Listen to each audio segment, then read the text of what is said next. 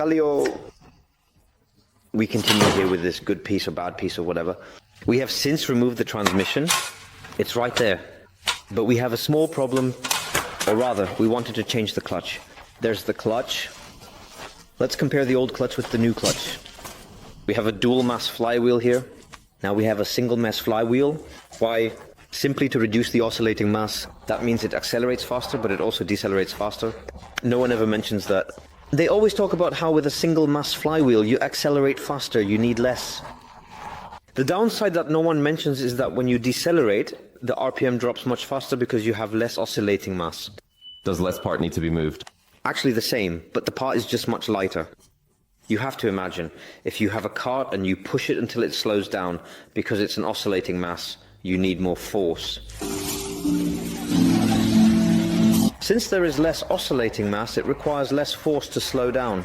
So, this is now the little shopping cart, and before it was the big pallet. Yes, something like that. It might not drive as well and will make terrible noises.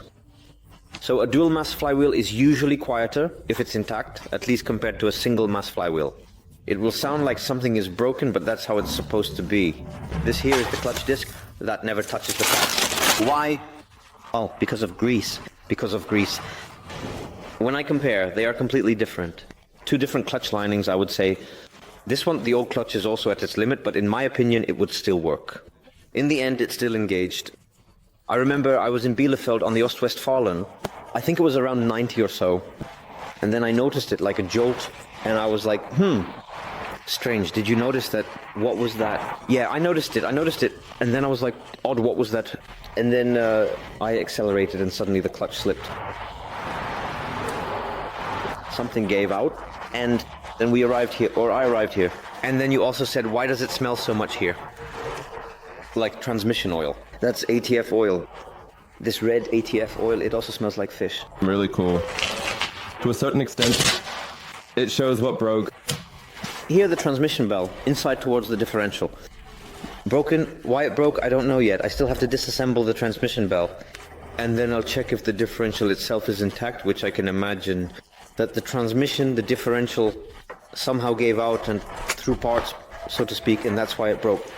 That's my only idea of how this could have happened. But I have seen that it seems to be a common problem with these things, so let's see.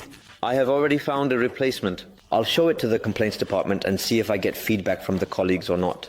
As the year goes on, I'll definitely tell you, and you'll see now. You can do an upgrade here so that it doesn't happen so quickly. I will most likely do that as well. Let's see, maybe I'll build it myself because the gentleman wants 180 euros for it. I think I can manage to fit a piece of aluminum or metal on it myself. Or is that with labor? Is the 180 euros including labor? No, just part. Just the part, yes. You have to install it yourself. That includes delivery. And what I'm considering now is whether to install a Thorazine differential. If I already have the thing apart, especially if it's broken, but maybe I'll just buy a complete gearbox that's already finished. Then I wouldn't have to install the torsion gearbox. I would very likely leave it. It still depends a bit on how things go, and I might install a torsion gearbox. And the plans for this project have also expanded. I've been thinking that we should remove the turbocharger from this engine. These are M57, the 306. No, 306D1. It's a shame that the engine doesn't fit in there, yes. It would work with the engine management because it's also an EDC 15. Okay, wow, that would even, you wouldn't really have it that way. It doesn't fit there. Or I'm not really in the mood. Anyway, so if anyone is interested in this engine, it's up for sale or practically being given away for the price. But whatever, we used it as a parts donor for a turbocharger, and I have the following plan. Here is the AL turbocharger with a standard output of 150 HP. This here is the 530D turbo with 193 or 186 HP. I'm not quite sure right now. In any case, I have the following plan. I will install the turbo normally, just like that, exactly like that. And then it's just speculation for now. Will it work? It will very likely work. How well it works, we will see. But I think we can probably optimize it. I'm building this exhaust side, a pipe on it, and on here, and then from here on. So, in terms of space, I can show you right away how I plan to do it. Here then, a pipe like this. Out with it. Let's go. Let's go. My goal is to drive it at low revs and at high revs, no matter what. To drive with this thing. It's taken apart and looks like this. A bit honestly, but I haven't even checked if it would have any play. Well, actually, we have someone for that. Yes? But If I don't report it, he has... it's a brother. Yeah, whatever. We have him. And if so, he should make an upgrade loader out of it, because he's responsible for the lower end and the upper end. As you can hear, we are probably aiming, if I'm already installing the Thorsten differential to convert to Baito, then we will very likely to 3. No, not 4, to 3. So 400 would be a bit too much for me, I think. I think 300 would be first. I calculated today to want to drive with 400 HP, you would have to invest so much. But already 300 HP in there. Yes, we'll see. We just have to see how it will work. What we will install for it, where the budget is, it will be a step-by-step project. Maybe we'll end up at 400 at some point, I don't know. But actually, I didn't plan to drive the car on a quarter mile or anything like that. Accordingly, that would be a bit wasted. My quarter mile project is in another workshop. They're still looking for a problem there. I just haven't had time for it. It doesn't start. And if the project simply... Let's say, if the engine runs in the body, it's currently in, and I decide not to drive the car privately, which might be the case, I don't know yet, then the car will be... The engine will be installed, and will be installed elsewhere. I get called, I've already installed it. As you can see, the drive cases are out because the transmission is out. But, could we have saved a bit of work? Doing it all in one go, it doesn't matter. The rear is already in place, as well now. Suspension, shock absorbers. It's still as high as a bus, though I'm driving at the lowest setting, really. Yes, at the back. The front is good, perfect, almost with a first try, but honestly, I still find the back a bit too high. I could actually, if we get on the ladder, if you dare to get on the ladder with the camera, I could show from above how I roughly plan to do it with the biturbo. Is the diesel tank leaking? No idea. No. What? It smells like gear oil. That's probably from the back. Yes, and you can see it here too. Yes, probably. No. Afterwards, once I'm done, we'll do it together anyway. But we're not driving it on the road, right? Oh, man. Hello. Both will be buffed soon. With a car? So, the exhaust turbocharger is located back here. I plan not to route the exhaust pipe to the back, but to bring it forward here.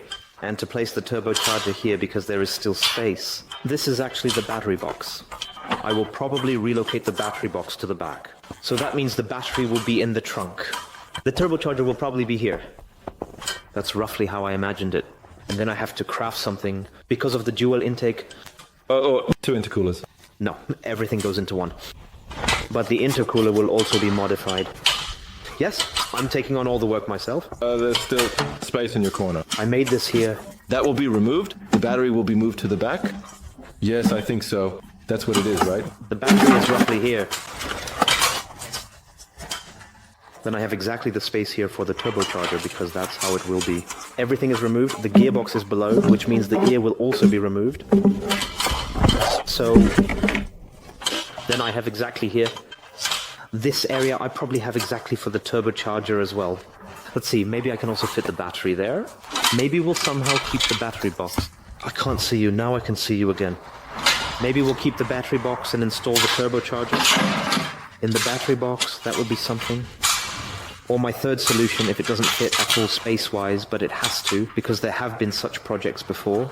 But for whatever reason, if it doesn't fit, it looks so epic, as you understand. Then, I'll install the turbocharger in the spare wheel well at the back, which is also very cool. That would be really awesome because you can directly adjust the pipe in the evening. Then, regarding the boost pressure response behavior, it might not be quite as good, but we have cooler intake temperatures due to the private housing so that as soon as it has been driven off, we don't have it. To do the next video, so when the clutch is in and this, we will definitely make a video about it. Regarding times, and one with software, without software. Then we will measure times with a full interior and with an empty interior. And then we will measure times again with different windows, because I plan to install Macrolon windows. We'll see. Maybe. I don't know yet if I'll do it. It's quite an expensive game, to be honest. Macrolon windows. And since I don't actually want to do drag racing with it, I might skip it. On the other hand, I thought for drag racing it's too slow, but you can get a solid 300 HP out of these things. Then you could build a Polo drag tool out of it. That would be awesome. So, you could also do that. For the quarter-mile project, I have a different engine in mind. A bit more displacement. 3 different engines in mind, one being a VA or a VR6. Just more displacement, right? Yeah. For the quarter-mile, you can get these things to do a quarter-mile in 11 seconds. To be fast in the quarter-mile, you need to hit 9s, 8s. That's when you're actually really fast. But with a 1.9 TDI, you can quickly... So you actually can't get it under 10. And if I want to do a quarter mile, my personal goal is to get under 10. Bless you. I should stop making the video. I wish you a lot of fun with this. No, I hope you had a lot of fun with the video. If you want to see how the project continues, check out the playlist. We have a separate playlist for the car. Subscribe to the channel, activate the bell, and toodle-oo.